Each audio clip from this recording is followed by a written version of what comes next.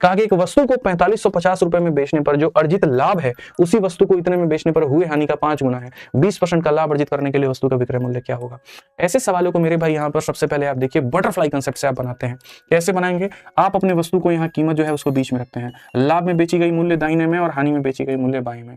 तो वस्तु को 4550 में बेचते हैं, कितने में, 4550 में, तो आपको क्या होता है, तो प्रॉफिट होता है। और इसे 3290 में बेचते हैं तो क्या होता है, 3290 में बेचते हैं तो मेरे भाई होता है आपको क्या है, तो लॉस है। और मेरे भाई क्वेश्चन में यहाँ पर क्या कहा गया जरा पढ़िए, तो उसी वस्तु को इतने बेचो, हानि का मेरे भाई 5 गुना है। ये जो लाभ है हानि का 5 गुना है। अगर यहाँ पर 1 है तो ये कितना हो जाएगा, तो मेरे भाई यहाँ 5 हो जाएगा। Profit earn on selling an article for इतना is 5 time the loss incurred. ये जो प्रॉफिट है मेरे भाई लॉस का कितना गुना है, 5 गुना है।